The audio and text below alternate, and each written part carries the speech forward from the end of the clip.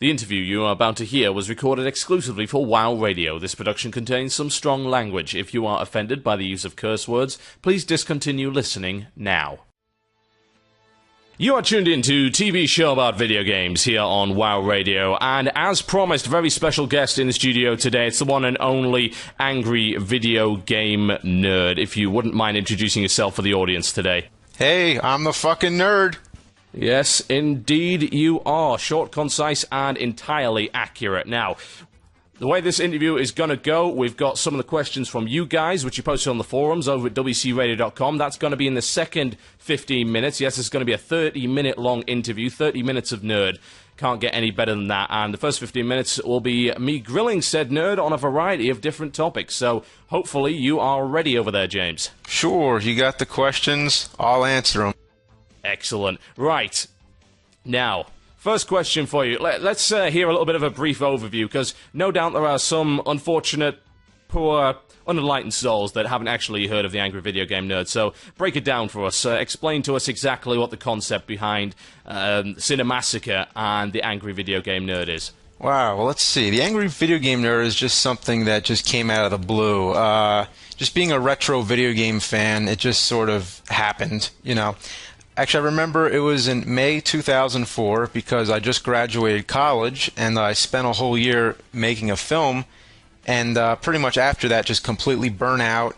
And, you know, once you graduate college, you know how it is. You get bored, you get depressed, and then you're like, all right, you know, I need something to do here. So I came up with this idea to take an old Nintendo game and do a video review of it. And you know, it was a game that I remember playing a lot and loving, but then, you know, you look back sometimes and you're like, you know, that game was crap. So, but the Angry Nerd videos started off just on VHS tapes I passed around to some friends. And this was before, like, the advent of YouTube. There wasn't really, you know, such an ease to be able to upload videos on the internet. No venue for it. I mean, it was kind of there, but it wasn't like, you know, like I started hosting them on my site in QuickTime files and stuff. But then, like, you know, then eventually I started making them again because people wanted to see more. And then, you know, YouTube came around and I started uploading them, and things just went from there. But I guess people connect to it because they can relate. They can remember the same games that they played. So it kind of even surpassed anything that I would have expected. I would have thought maybe just a few people would have thought it was funny, but you know, it's just one of those things. Yeah. What did you see as the breakthrough point for the actual series itself? I mean, we'll come back onto your production company Cinemassacre in a moment, but is there any point you can identify that, you know, the whole thing exploded beyond all possible reason?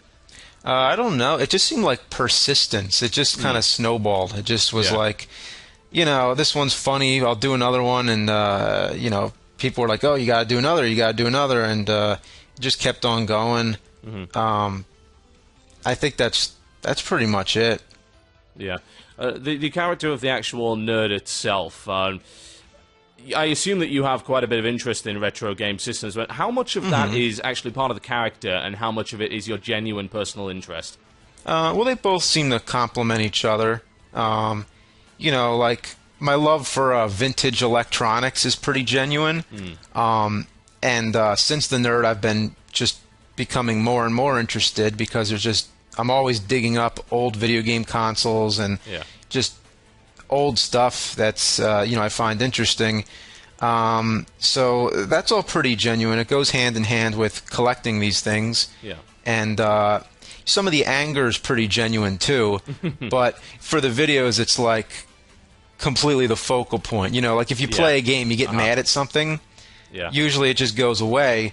But now when I get mad at something, I remember, I'm like, oh, gotta do that in a video, you know? So then it's like, the videos are basically like venting. It's just taking everything and then just blowing it all up in front of the camera.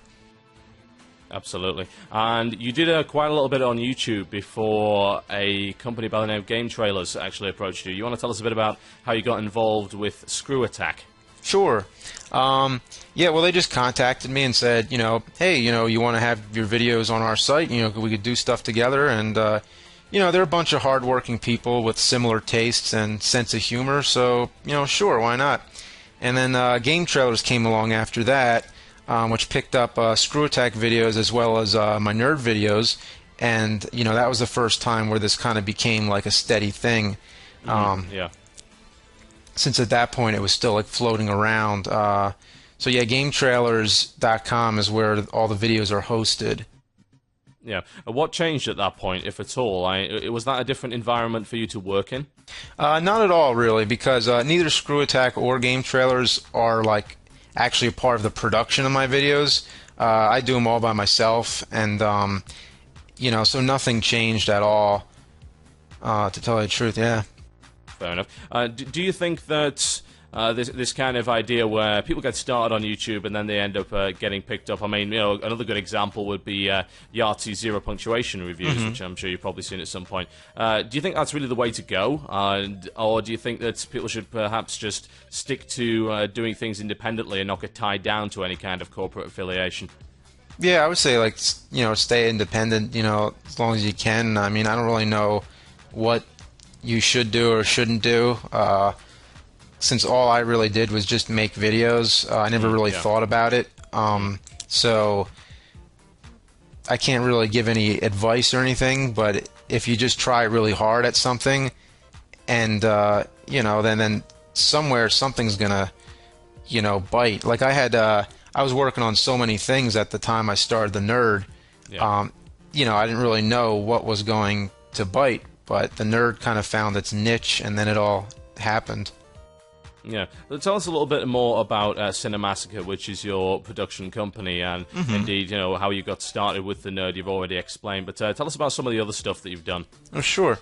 Well, I started making movies in my backyard. It was just, aside from video games, my favorite toy was the video camera. Yeah. So I would just run into the backyard and make all these movies, get my friends to act, or I'd use Ninja Turtle action figures or whatever. So I've made over 200 movies. Wow. Actually, on my site, I have a documentary about it, Cinemassacre 200. But the name Cinemassacre sort of just came out as just like a name for my production company a long time ago, before it really, I would even call it a production company. But everybody seemed to have, like you talk to people who make movies, and they're like, "Oh yeah, you make movies too. What's yours called?" And then everybody would have a name for it, and then it's like, "Oh well, okay, well my name is Cinematica." And then I found out that a TV studio already had the name Cinematica, so then I was like, "Oh fuck it, I'm just gonna call it Cinemassacre," and that's how it started. Right there for you. Yeah, absolutely. So, what are your future plans with Cinemassacre? Because I've heard that you're putting a lot more focus back on Cinemassacre now, and is that something that you think's maybe going to take a little bit of time away from AVGN, or do you see yourself putting equal time into both? Well, AVGN is still a priority right now, but in the future I hope to get down to some feature films. Like I have about 6 scripts that I've narrowed down to that I want to make, and they're all different too. Like one is a psychological horror film, and another one is like a horror comedy, and there's one of them is actually starring the Nerd character, which isn't going to be a 2-hour game review, but there will be game reviews in it. So it's kind of like, so some ideas are more commercial than others, so it's not like I really want to alienate my audiences right away, but I'm really spread out a lot. Yeah. So because the Nerd was really snowballing, like I said, it's kind of just, that seemed like the most sensible thing to focus on. Yeah, Plus, of course, they're really fun to make too. I mean, it's a lot of work, but it's just like, as much as I love them, there's still tons of other things that I plan to do, and so I guess to answer the question, feature films. Yeah, and you said that they take quite a long time to do. How long would you say that it takes to put together the average length movie? Like a Nerd movie? Yeah, a Nerd video. Yeah, well, usually I usually say around like 30, 40 hours, which I'm pretty fast. I think usually it would take longer. But they're all different. Like, for example, the Super Mario Bros. 3 video, that took 80 hours. Wow. It was like 79 and a half. I kept track of a lot of them. But yeah, for curiosity's sake, I do keep a log of how much I work, how much time I spent, into all these, and usually it's like between 30, 40 hours. That's not bad at all, to be honest. I would have thought that they might end up taking a lot longer. So yeah, I assume that you got a lot quicker at it. You became an old hand as you went along and produced an awful lot of these videos. Yeah, just a lot of editing. I edited corporate videos for a couple years before I even did the nerd, and obviously in film school I was experimenting with many different kinds of nonlinear editing systems. Yeah. But I use Final Cut, and I'm kind of, I guess you'd say I'm just really keen on it. Excellent. Well, let's talk a little bit about your opinions on gaming in general. Because obviously, if we look at the character of the nerd points out almost everything that is wrong with old-style retro gaming. And, well, there's a lot of bad video games in the world. At what point do you think that developers actually started to put in some kind of set of rudimentary standards in place to ensure that the game didn't suck? Was there a point where the art form and the medium actually evolved to a state where you can actually take it seriously? Well, I think it was the internet, actually, because it just seems like it's hard to think back now, but back then there was nothing. The only thing, like, my source of information was Nintendo Power magazines, and they didn't give any negative reviews of any games, so the only way to find out that a game was bad was to buy it, and but now today, like, if a game sucks, you'll know that it sucks before it even is released. So I think the internet, really. The advent of the internet, that makes sense. Gaming is being treated, it's obviously been treated very unfairly ever since it started off as a new art form. How do you think gaming should actually be treated as an art form? Indeed, do you believe it's an art form at all? Yeah, I do. I think, I suppose, the definition of art, is something that, evokes some kind of emotional response, or, something that, I guess, what makes a game art to me, I guess, is when you feel some kind of accomplishment after you've completed the game, or it makes you feel like you're involved, like it immerses you into the environment. Yeah. I remember Final Fantasy 3, or excuse me, 6 on Super Nintendo, or Zelda: Link to the Past. Like some of those epic adventure games, when you complete the game, you almost feel depressed that it's over, and all those characters that you've come to love, it almost brings a tear to your eye. Or a game like Doom, where it just scares the shit out of you. Yeah. I think, however, the game just creates some kind of reaction from the gamer. Fair enough. Now, do you think there was a point when dealing with retro gaming, besides perhaps Custer's revenge, that developers stopped treating gaming and the production of video games as the production of toys for children, and actually started producing games with more adult themes and adult audience in mind? Yeah, I would have never thought of it. I guess at that time, I didn't even know about Custer's Revenge. I guess those things were really kind of under the cracks. It's I would hope so. Yeah, right. But I think I remember around the time of the PlayStation, the first PlayStation console, was when it seemed like games were starting to gear more towards both adults as well as kids. You know what I think it was? The domination of Nintendo. It seemed like Nintendo always seemed to gear its games towards kids. Yeah. But then once other companies were starting to step in, even beginning with I think the Sega CD, I kind of remember there's a lot more adult. There's Night Trap. Oh yes. So yeah, I think that might sort of attest to it also. Yeah, that makes sense. One last question for you before we go to our first music break. Sure. Is there any particular Nemesis game that you've really wanted to get around to reviewing but haven't managed to yet? Yeah, there's so many, it's overwhelming.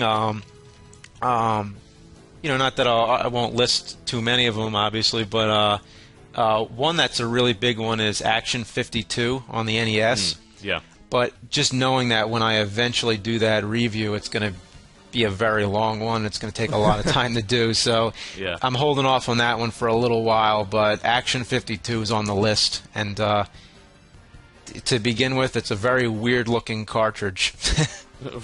That's a good start. That's Yeah. always a good start. Yeah, it always is. Okay, well, we've got some musical stylings, as it were, coming up. You actually requested something from us. Do you want to tell the audience a little bit about that? Oh, okay. Well, it was just off the top of my head, but Blaster Master always kind of had a good opening tune, so... Excellent. Well, Yeah. we shall play that one. That was on the NES, if I remember correctly, yeah? Yeah. Excellent. Well, my name is Total Biscuit, and we have with us James, also known as the Angry Video Game Nerd, and this is the theme from Blaster Master for the Nintendo Entertainment System. We'll be right back after this. You're listening to WoW Radio on WCRadio.com. Hello, sir. Welcome to Game Shop. How can I help you today? Yeah, I'd like a WoW time card, please. Okay. Just give me a minute.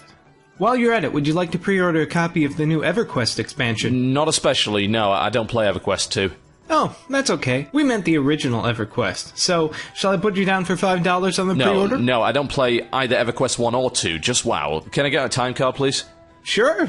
While you're here, would you like to sign up for our discount card? It's only $25 and you get 10% off all used console games. Well, I'll be honest, I only come here a couple of times a year, and I don't even own any consoles, so could I just get the time card? Sure. Time cards. Oops. Sorry. Looks like we're all out. We should be getting some next week. Why don't you try another game? We've got a great deal on RF Online this week when you buy 3 copies of Grand Theft Auto. Yeah, I'll see myself out. Hey, are you interested in putting down a reservation on that door? Let's be honest here. Why waste time when you don't have to? If you need codes and you need them now, the place to get them is MMOcodes.com. Fast delivery, great prices, and a wide variety of games to choose from. MMOcodes.com is the place for time codes and product keys. Get everything you need from MMOcodes.com. Game codes provided by gamers for gamers. Sounds of Blaster Master, classic from the Nintendo Entertainment System there, and this is TB Show About Video Games. My name is Total Biscuit, and our special guest in the studio today is the one and only Angry Video Game Nerd. Welcome back. Hey. Excellent. Now, we've got some listener questions. For the last few weeks, we've been giving you guys the opportunity to submit questions for the nerd, and I've got a big old list here to fire his way. Got about 15 minutes to try and cover all of them, so we're going to get right to it. First question comes in from The Summoner, and he says this: what was your favorite episode out of all of the ones you've ever done? That's a really hard question, but I guess, there's so many different ways I can think about it, but it begins with the game. What was really the worst game that gave me the chance to really dissect it and pull out all these flaws? And one of the more recent ones, I think, that really gave me a good chance was the Wizard of Oz game on Super Nintendo. So Wow. I think that was a really good review, just because there were so many things wrong with the game. But I also, one of my favorites is the Texas Chainsaw Massacre video. I just really like how that came out. And I also really like the Deadly Towers review, because that one was all done by the fans. I just basically took all fan quotes and put them all together. And it was fun for me because, well, for one thing, it was really easy. I didn't have to write anything. And the other reason really was because for once, I actually felt like an audience member to one of my own videos. Yeah. And because a lot of times I'm like, okay, is this funny? Is that funny? But this time I kind of was able to weed through and just be like, all right, this is funny. So Yeah. It's always nice to be able to get that outsider perspective on an insider job. Yeah, exactly. Cool. Now, we've got one from here from Sue, I think, and he says, what are your favorite games consoles, and how many different systems in total do you actually own? A lot. Way too many. Yeah. When you own a Philips CDI, that's having too many. Oh, Lord. Oh, dear. That thing was horrible. Yeah. And I take it that was not your favorite console. Oh, God. Oh, that's one of the worst. Yeah, that thing was atrocious. Yeah. So I think I own at least 20. So I don't know. Haven't really counted them recently, so I'm not sure. Yeah. Yeah.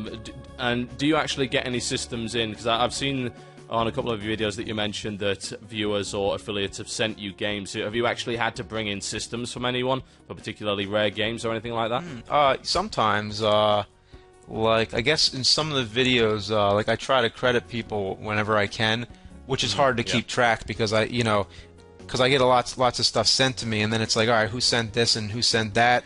So a lot of times I'll put a little sticker on the back and write their name or something, and then when I eventually review it one day, I'll be like, hey, this is from this person. So, yeah, it's hard to keep track, but off the top of my head, I remember some of those Atari games were donated, like the Atari porn ones. Oh, those are absolutely ridiculous. Yeah. So sometimes, I usually get like common stuff in the mail. Like I'll get, I'll get like the classic NES games, or like ones that are pretty common, you know. But that's fair enough. Yeah. Now I've got a question here from Calon, and this is a bit of an interesting one. It says, "Will you ever review E.T. for the Atari 2600? I heard it's bad." Heard it's bad. Well, it's regarded as the worst game of all time, which isn't necessarily true. I think it's about as much true as Plan 9 from Outer Space being the worst movie ever made. Which is clearly not the case because Jiggly was released. Yeah, it's like... And it's also a very similar game to Raiders of the Lost Ark on Atari, since they were both made by Howard Scott Warshaw. And he was kind of a pioneer. Like, I think at that time, like, he had full control over it, so he kind of made games that almost, like, played with your mind. Like he was almost like the Andy Kaufman of gaming. So both Raiders of the Lost Ark and E.T. both have that same kind of, like, disjointed, feel to it, where you don't know what you're supposed to do in the game. Yeah. But for whatever reason, E.T. is the one that got most of the attention. And even though, I don't agree that it's the worst game, the nerd does, so that means that one day the nerd is going to hack into it. But I am aware that it's like my most hyped video, so eventually when I review it, it's going to be like... It'll be huge. Yeah, it'll be monstrous. So... Looking forward to that. Well, to follow on, nice, interesting follow-on question then from Wild W, who asks, what is the worst game ever? And that all consoles included in that one. Well, the worst game ever? Big Rigs, but that doesn't really... Oh, that was a disgrace. I remember seeing a video on that. That's horrible. That doesn't even count, though. No, I don't think it does. Yeah, I think Dr. Jekyll and Mr. Hyde, because, that's kind of... At least that one is playable somewhat. Yeah. Got a couple of questions about your video editing here. Someone's obviously been paying attention in reference to what you mentioned earlier about Cinemassacre 200. This one's from Enley. He says, in Cinemassacre 200, you describe how you creatively used primitive tools to do your movie editing. With modern technology, it's much easier to do effects, non-linear editing, and such. Is this modern tech something you're just happy with, or does it take something away from the old experience for you? I've actually questioned that myself. I mean, for the most part, undeniably, it's so much easier. I would never go back to the way I used to do it, and I don't think anybody would. But sometimes I look at certain things I do, and I'm like, if I did that back in the day, I would have made that look better. Like, I'm trying to think of an example, but sometimes I'll do some digital effects, which could have been done in front of the camera. Like, I might... Like, I'll find myself adding, like, digital blood on somebody just to save a trip to the grocery store, or to save, like, the walls from getting stained, or the carpet. Exactly, yeah. But, sometimes it's just easier to do it in the computer, but sometimes, things look better if you actually do some sort of practical effect that takes place, in front of the camera. Fair enough. And a follow-on question then, what are some of your pet peeves regarding video editing? Do you have any thoughts regarding filming methods that you view as either over or underutilized? Well, I don't really think so. I think, do you think he means, like any kind of trend that you see? Like yeah, I think it probably does, to be honest. Things that companies or independent producers have picked up and are milking for all they're worth. I don't know. Like sometimes on television, I'll notice like, particularly in like reality shows. Not that I really watch a lot of television, but I'll notice the same kind of like transitions or something really small, and I'll just be like, why do they keep using that same transition? It's kind of, it's like this one where it's like it almost looks like it kind of flares out the colors. It looks like it's going into warp speed or something.